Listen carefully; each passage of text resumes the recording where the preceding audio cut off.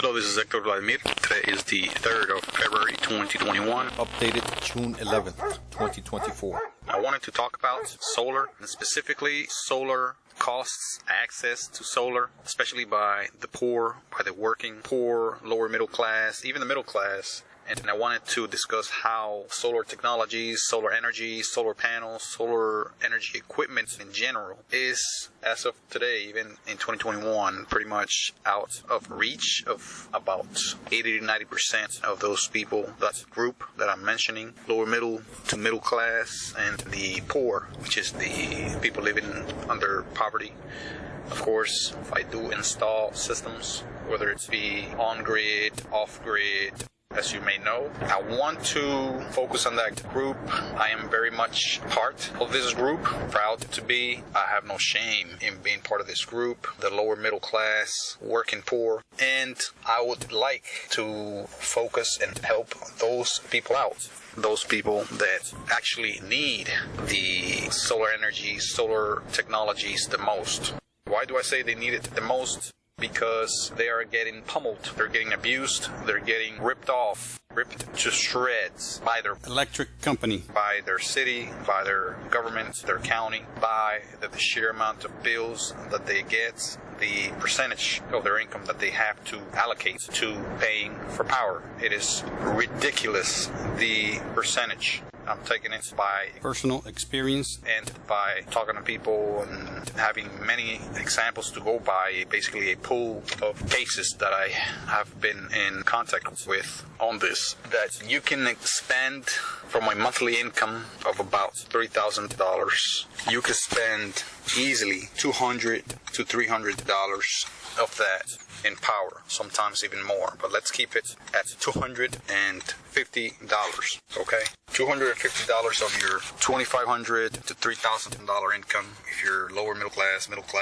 poor, working poor. That's how much the average person spends, as of my knowledge, per my experience, talking to people and all of this. That's about 6.7%, and could be higher, that percentage of your income that you can be given to the power company. Of course, you're not just giving this money to the power company. I do recognize that the power company does provide a service for you. However, the monopolistic nature of this service and the corruption that's going on with the system. I mean, they basically are given a tremendous amount of power over people, especially people of low income, predominantly and historically people of minority groups, color, disadvantaged people, immigrants. And these people have to pay, and when I say have to, I literally mean they have to pay the one choice they have as a power company, at least 6.7% and up of their income. Many people don't have an income of about $3,000. So if you have a power bill, $200 and up, and you're bringing home $1,500 to $2,000 per month, the percentage could be in the teens. It's insane. It's criminal. It's unsustainable.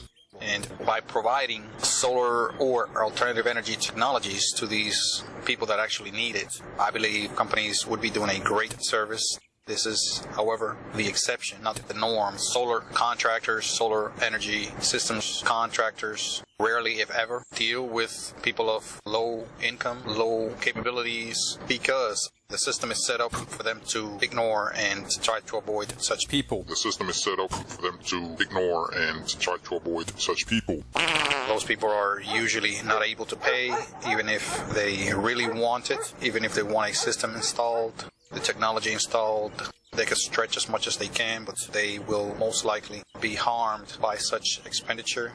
So a lot of companies just don't bother. One way to attempt to help those people out, people like that, and have solar energy become available for them, is for governments to provide incentives, especially for those groups. I have not seen that so far here in the United States, especially here in the Southeast. Governments, when they do have incentives, they apply it throughout the board without regard for income, level of wealth, or anything like that. Even if they did try that, that is a very gray area that a lot of people can easily hide the wealth that they have. In this country, there's a lot of privacy laws that prevent companies from just snooping into people's bank accounts and coming into their property and seeing what they have and stuff like that. So it's somewhat difficult to gauge and to truly estimate people's wealth without them being honest about it. And it's hard to determine who is of low income or of low means, who sits in the lowest strata of the economic ladder. So it is kind of difficult doing it that way. The other way could be private companies taking the lead, and whether it's single companies or united groups of companies providing services for those people, reaching out for lower income communities and offering their installation services at much lower costs, providing equipment that's perhaps used, providing equipment that's perhaps a lot cheaper, maybe not premium tier 1 equipment, such as solar panels and stuff, but maybe the more affordable, less quality, however, still effective and still safe type of equipment. Those types of equipment could be offered and provided for those people, and even though many of them still wouldn't be able to afford it, many of them would. It will depend on the situation there, whether it's you're talking with middle class, lower middle class, or people at the very bottom of the economic ladder. Of course, the lower you go, the less they will be able to afford it. Another idea, there may be funds created either by private entities, groups, communities, corporations, or governments, city, state, federal, funds to outright pay for these people to have access to equipment and installation.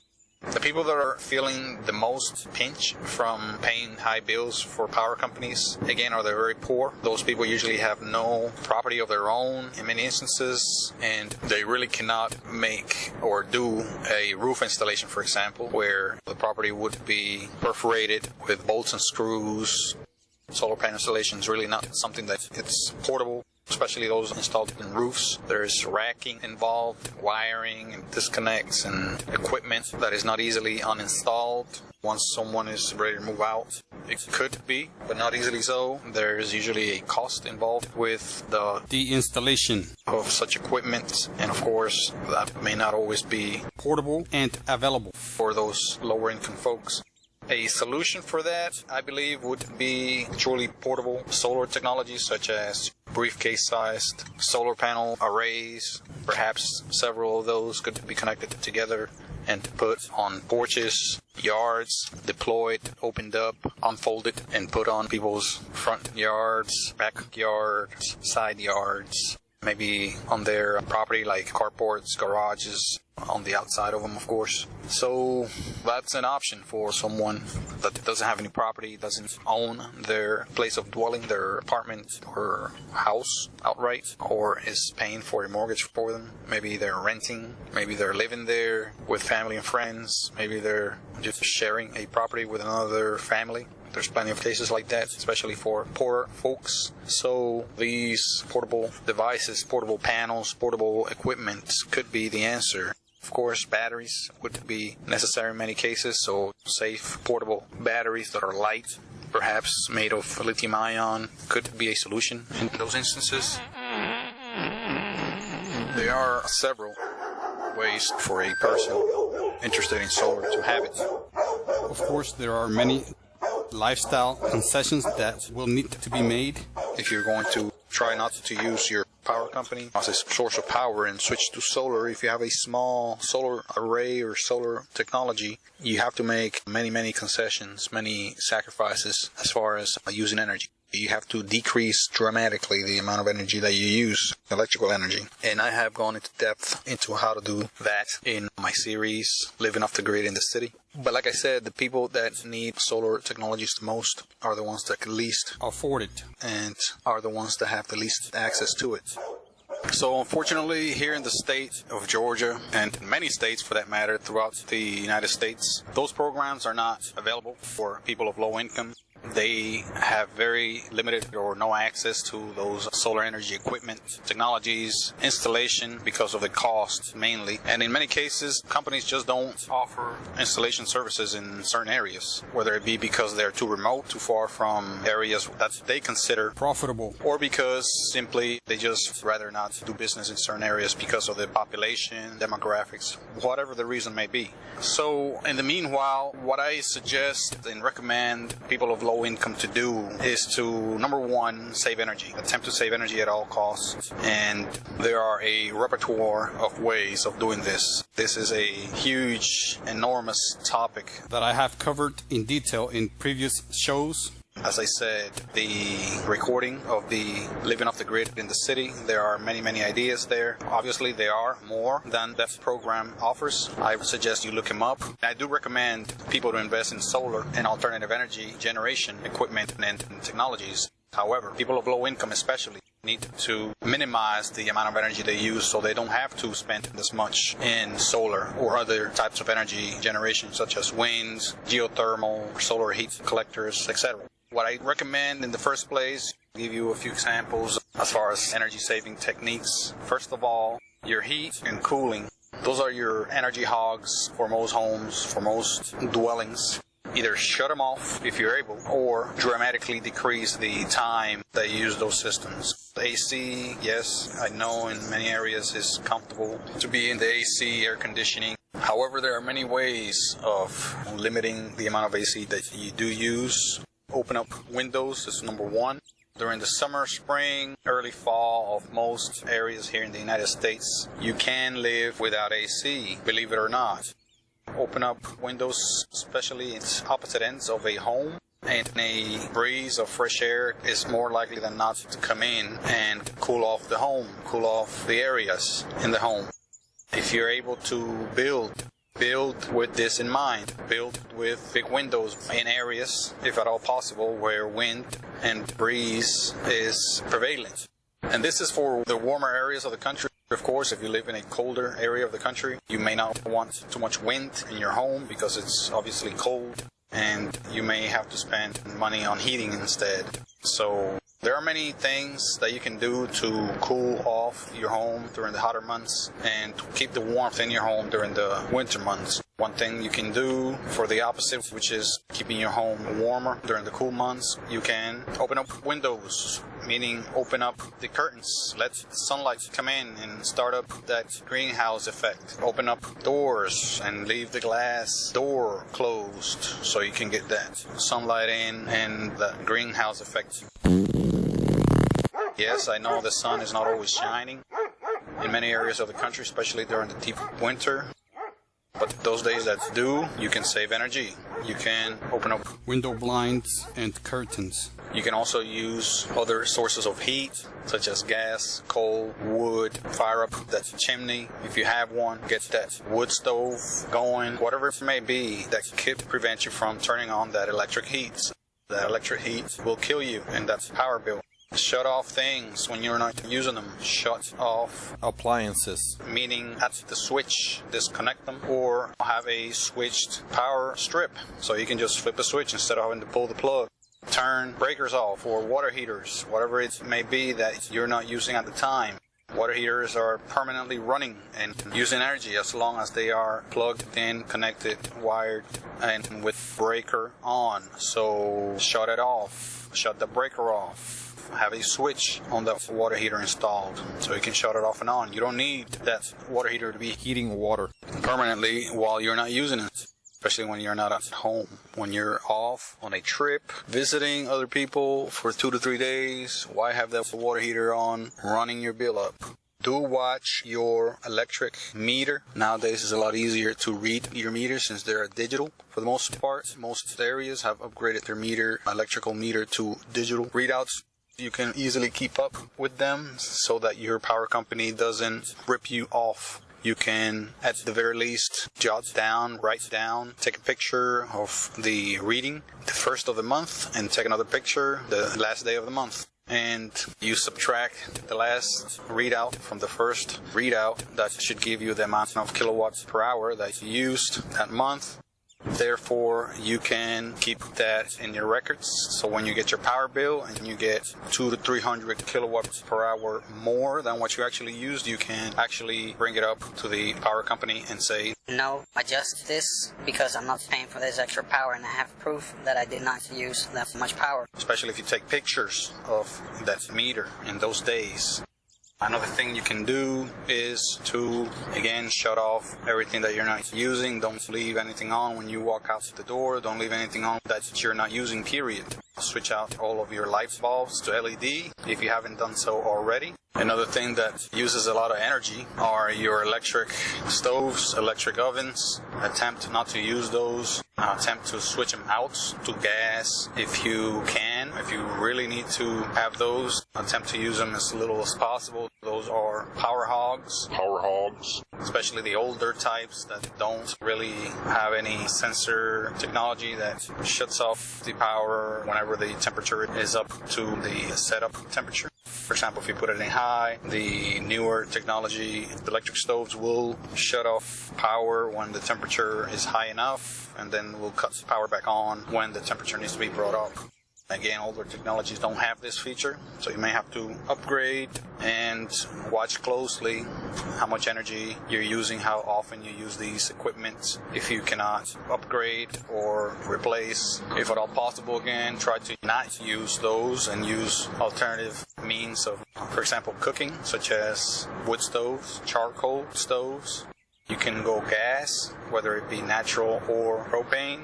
There is, again, a repertoire of things you can do, and for that I do refer you to my video of saving energy before going off the grid.